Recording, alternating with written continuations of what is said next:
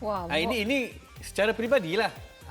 Saya nak cabar Terengganu untuk at least ikat seri pasukan juara bertahan Piala Malaysia KL. Boleh?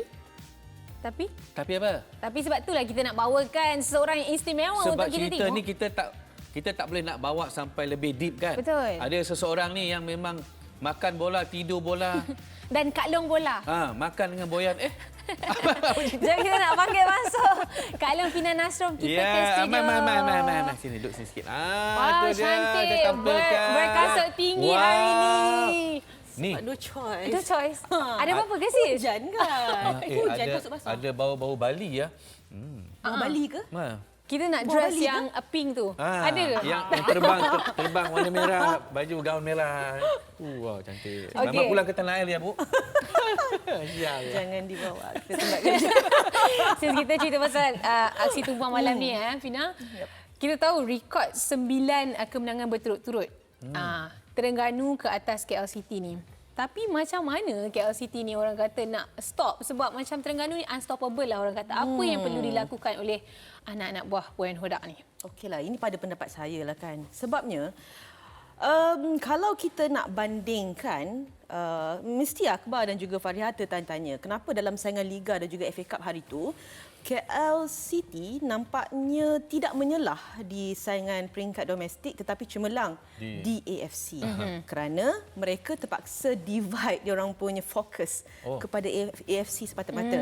Jadi diorang terpaksa sacrifice dalam saingan Liga domestik, tetapi lain untuk malam ini kerana 100% sudah pastinya Boyan Hodak dan juga anak buah mahu memberikan tumpuan sepenuhnya kepada saingan menentang pasukan Terengganu.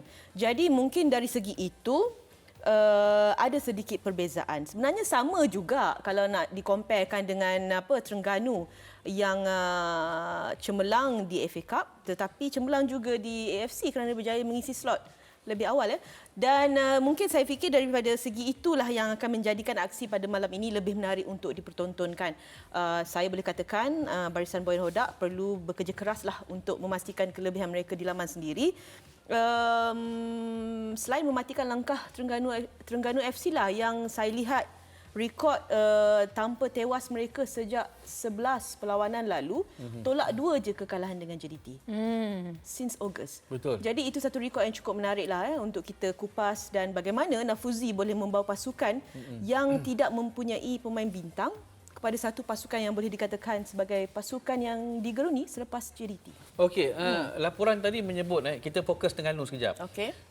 Sebab saya dapat rasa Terengganu boleh menang, tetapi bila ada laporan tadi mereka kehilangan Rahadi, penjaga gol utama pasukan. Jadi saya rasa strategi ini ada dalam perancangan Boyan. Okey, ini kita punya peluang sebenarnya. Jadi apakah kesannya dengan ketiadaan Rahadi, penjaga gol utama? Benteng terakhir ni itu sangat penting untuk bertahan. Okey, Rahadi tak dapat beraksi ekoran masalah kesihatan tetapi harus diingat pengganti Rahadi Suhaimi Hussein ni merupakan penjaga gol yang tidak kurang hebatnya. Okey. Mana pernah kita dengar Akbar dalam setiap tahun 2 penjaga gol dinobatkan sebagai disenaraikan sebagai calon ABK. Jadi Terengganu tahun ni dia ada 2 calon penjaga gol terbaik mereka iaitu Rahadi dan juga Suhaimi. Okey. Jadi tanpa Rahadi, saya tak rasa Suhaimi akan menjadi satu yang boleh dikatakan sebagai kelemahan pasukan Terengganu. Wow. So takkan jadi punca pula dengan ketiadaannya. Dan Suhaimi ni memiliki satu karakter yang cukup baik. Kalau masih ingat sebelum ini ada desas-desus mengatakan pasukan JDT juga berminat untuk mendapatkan khidmat beliau. Jadi ada faktor wow di situ. Saya tak boleh katakan kehilangan Rahadi ni sebagai kelebihan untuk pasukan KL City kerana Suhaimi juga tidak kurang hebatnya. Tadi masa tengok report 80% sekarang dah balik tu 100%. 100%. Tak ada Cepat betul tukar. Yalah pakar ni. Okey. Tapi kita nak tahu juga itu bahagian pertahanan lah Ni kita nak fokus on siapa player yang bakal menyelah. So, kalau kita tahu sebelum ni di Terengganu kita ada macam Faisal Halim, Kepa Sherman, kita dah tahu. Adakah nama-nama lain yang akan backup pemain-pemain ni? Masih lagi saya percaya kedua-dua pemain ini akan menjadi tunjang utama untuk pasukan Terengganu lah. Jadi di situlah yang boleh kita katakan sebagai pemberi masalah kepada pertahanan KL City. Namun dalam masa yang sama, KL City juga mempunyai pertaruhan yang agak baik dengan Morales dan juga Paulo Josui yang sering menjadi penyelamat kepada pasukan itu menerusi jaringan-jaringan mereka. Jadi, saya tak boleh katakan Terengganu 100% memiliki kelebihan pada malam ini. Saya boleh katakan ia adalah satu perlawanan yang win-win lah. Seimbang. Seimbang. Dan saya yakin itu adalah satu pertembungan yang cukup menarik untuk kita. Tetapi saya rasa KL ada kelebihan gelanggang sendiri. Kerana saya percaya malam ini full house. Full house, tapi mungkin juga kehadiran penyokong Terengganu tidak menghampakan, Akbar. Okey, mereka itulah pun membanjiri. Ini kalau Terengganu lah. Jangan cuba-cuba. Ya, okey. Jangan coba-coba ya. Okey, jangan coba-coba ya. Dia bila Fina angkat, tolong penuhkan stadium malam ni. Akan penuh stadium tu. Orang kampung ni sendiri Orang pun dah kampung, penuh dah. orang Okey, Fina. Ya. Ini kalau tak cerita, saya rasa tak lengkap nanti weekend. Nanti bola pun dah, kita dah war-warkan dah. Ini boleh dikatakan mother of the quarter final Piala Malaysia. Seperti final. Betul. Tan Cheng Ho versus K. Devon.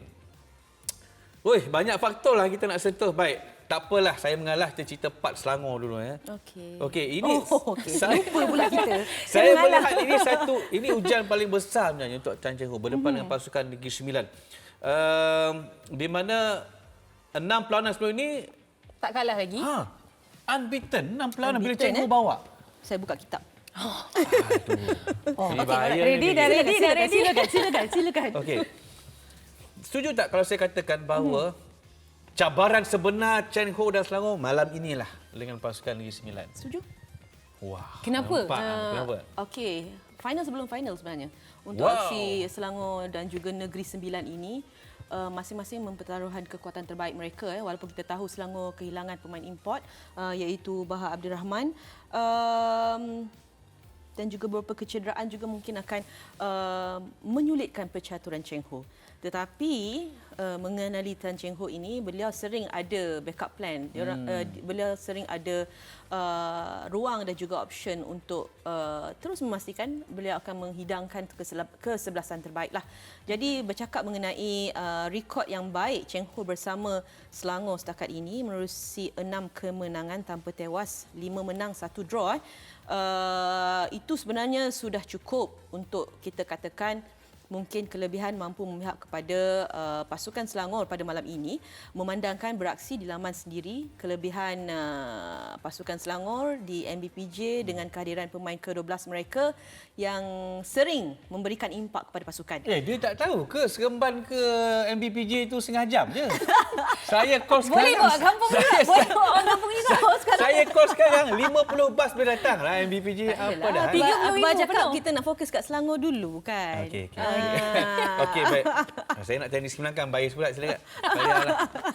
Tapi bila Fina kata Selangor macam ada kelebihan sebab pemain tempat sendiri, lepas tu tak pernah kalah lagi. Tapi orang cakap Selangor ni macam underdog sebab Negeri Sembilan, Negeri Sembilan ada kelebihan lain.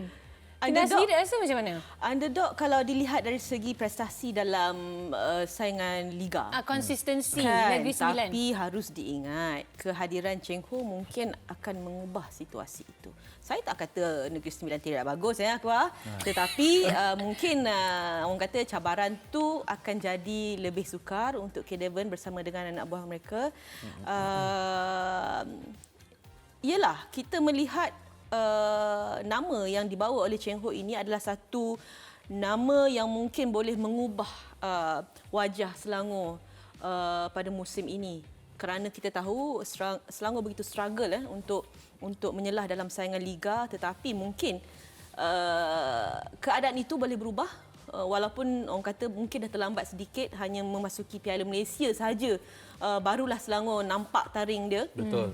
Tapi sebenarnya underdog pun kadang-kadang boleh mengejutkan. Okey. Tapi sekejap, saya nak tambah. Sebab Sila. Banyak taman. Tak puas hati lah tu. Tak, sebab bila Cheng Ho bawa, kita nampak perubahan. Kenapa? Dari segi apa sebenarnya Cheng Ho, apa resepi sebenarnya yang dilakukan dalam Player pasukan suka Selangor coach. ni? Ya kan? Itu bagi hint ke macam mana? Okeylah, sebenarnya dia macam ni lah. Sebab saya rasa Cheng Ho lebih mengenal pemain-pemain domestik ya, ni. betul. Dia bukan sahaja kita nak refer dia sebagai bekas pemain jurulatih kebangsaan. Tetapi beliau sudah pun bersama dengan bola sepak Malaysia ni mengenali pemain-pemain Malaysia ni dah melebihi 10 tahun Akbar. Faria, kalau nak katakan ketua jurulatih lebih mengenali pemain-pemain domestik, saya rasa penolong ketua jurulatih lagi arif tentang kekuatan pemain-pemain di peringkat domestik. Saya merujuk kepada watak Cheng Ho sebagai penolong jurulatih kepada Datuk Khairi Raja Gobal sebelum ini. Dan benda itu akan dibawa, benda itu dipegang oleh Tan Cheng Ho. Dia tahu background pemain ni macam mana kan. Dan dalam masa yang sama juga Cheng Ho ni adalah seorang jurulatih yang tahu menggunakan kelebihan setiap pemain yang ada lah. Jadi mungkin itulah yang akan menjadi kekuatan pasukan Selangor. Okey, last pendek je. Nak jawab setuju ataupun tidak. Malam ini di MBPJ Seri. Negeri Sembilan dan juga Negeri Sembilan. Negeri Sembilan dia Selangor. Saya 50-50 sebab negeri saya tak termasuk. Silakan. Setuju atau tidak? Tanpa hujah. Tanpa hujah saya tak setuju Akbar. Okey, baik. Terima kasih. Geram. Maknanya Negeri Sembilan menang ke? Okey, saya tak nak jawab. Tapi terima kasih. Terima kasih kalau nak pergi MBPJ ni. Ya, betul. Okey, jaga hujan.